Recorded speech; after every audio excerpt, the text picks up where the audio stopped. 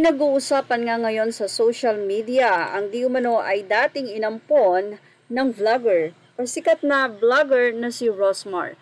Ito'y matapos nga na mabalita na ang dating nga niyang kinupkop na si Kuya Angelo ay umalis na pala sa R Mansion sa Tagaytay. Well, ang kwento rito, matatandaan na ang homeless na si Kuya Angelo ay nagtrending sa social media. Ito'y matapos nga na siya ay mag-iiyak nang makatanggap siya ng 10,000 pesos mula kay Rosmar nang huli ay bumisita sa lokasyon ng Diwata Paris Overload. Matapos mag-trending, mas kinaawan ito ni Rosmar kaya inalok na rin ito ng trabaho sa R Mansion Tagaytay Resort. Makalipas ang ilang linggo, nabalitaan na sa online community na wala na nga si Angelo sa poder ni Rosmar. At ayon mismo ito kay Kuya Angelo. Ayon sa kanya, pinaalis na raw siya sa R Mansion sa Tagaytay Resort. Siyempre, nagkaroon nga ito ng iba't ibang katanungan sa nasabi nga pong social media. Dahil ano nga ba ang dahilan kung bakit umalis siya o pinaalis siya ni Rosmar? Bago pa man mabash at maging negative ang dating kay Rosmar, ay nagbigay na nga ito ng pahayag.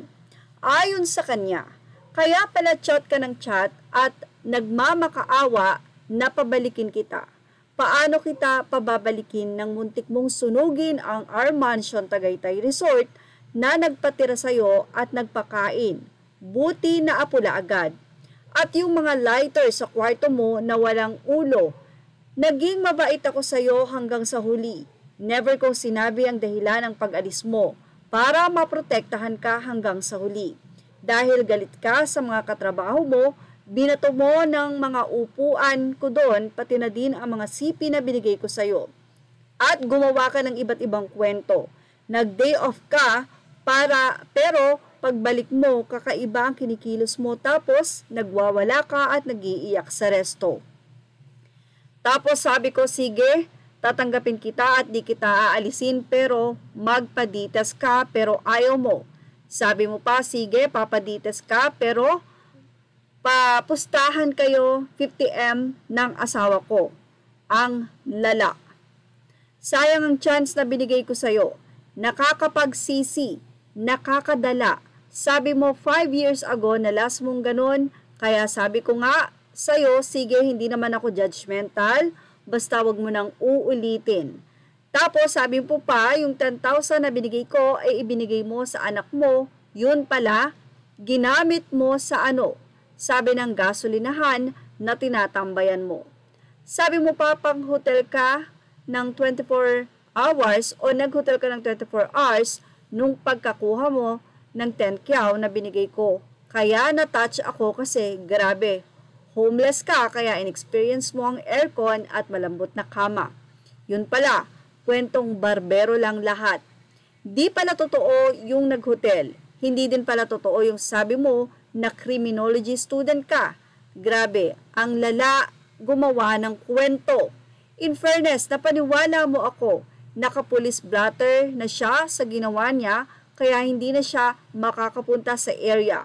Kung tutuusin, may polis na nung araw na yon, tinatanong na lang ako kung papadampot kita. Pero mas pinili ko pa rin na hayaan kayong makaalis ni Bubbly ng maayos. Noong umalis ka kinabukasan noon, dadalhin na sana ang motor mo mula sa Ship International at papapustisuhan na kita sa Urban Smile Dental Clinic. Sinayang mo ang chances. Yan nga ang talaga namang nakakapanghinayang na revelasyon ni Rosmar. Well, talagang mahirap na gagawa ka ng mabuti tapos pagdating ng panahon ay tila ikaw pa ang magiging masama. Hindi masama na tumulong sa ibang tao lalo na ang ginawa ni Rosmar kay Kuya Angelo. Ngayon na kay Kuya Angelo na lamang kung paano niya aayusin ang kanyang buhay. Yun nga lang, ilang Rosmar ba ang meron sa mundo? Talagang napakadalang. At sayang na sayang talaga kung may pagkakataon pa sana pero hindi natin alam, mukhang isinuko na nga rin ni Rosmar itong si Kuya Angelo. Sa ilang mga naging komento naman ng netizen, sinabi nila na hindi na nga nagkulang si Rosemar dahil ginawa na nga nito ang kanyang magagawa para kay Kuya Angelo. Ganun pa man ay hindi nga ito nagbago at ginawa pa rin ang dati niyang mga nakagawian. Kung naging tapat lamang siguro si Kuya Angelo at nagsabi ng totoo kay Rosemar, baka sakaling ipinarehab pa siya nito at na makapagpasimula ng panibagong buhay. Kaya naman kung mayroong mga ganitong chances sa mga tao na hindi na makakita ng anumang pag-asa at biglang may ganyan, talaga namang nakakapanghinayang na kapag ito ay nawala. For Kuya Angelo, sana naman ang mundo mo sa paglabas mo kay Rosemar ay tahakin mo na ng maayos. Dahil sa totoo lang, sa labas ay hindi mo na alam kung ano pa ang iyong kahihinatnan. Well, ano pa masisay nyo dito? Siyempre, nais nating madinig ang inyong mga komento. At dahil nga sinabi ni Rosemar na gusto niyang itong si Kuya Angelo ay protektahan, pero ito na mismo ang gumawa ng kanyang ikasisira. Siguro ninanais pa rin ni Rosemar na kahit papano ay may kumukop sa kanyang ibang tao, kaya hindi niya inilantad ang dahilan ng pag-alis nito. Pero dahil nga mismong nakaagaw ng pansin ang pagsabi niya na pinalayas siya, iba nga ang dating nito sa ibang tao, especially sa social media. Lalong-lalo na ngayon na napakabilis manghusga sa social media. Kaya kinakailangan din talaga ng vlogger na si Rosemar na magpaliwanag kung ano ang tunay na nangyari sa kanila ni Kuya Angelo. Napakadelikado nga naman ang nangyari na muntik na ngang masunog ang mansion sa Tagaytay.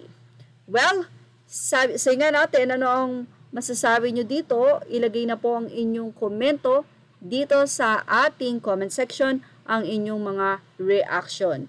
For Kuya Angelo, nako, sana naman talagang makatagpo ka muli ng isang Rosemar na talagang once in a lifetime lamang mangyayari.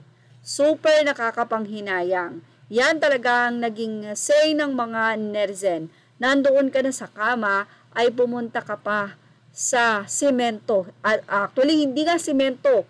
Baka ngayon ay sa putik na matulog itong si Kuya Angelo. Sayang na ibinili pa siya ng motor, papupustisuhan. Ako, kung talagang nagsabi ka lang ng totoo kay Rosemar, Kuya Angelo, baka naman napatawad ka pa at talagang willing na willing siyang tulungan ka. At yan ang ating Showbiz Snap update. Images are all credit to the rightful owner, Rosemar. Thank you for watching Showbiz Snap.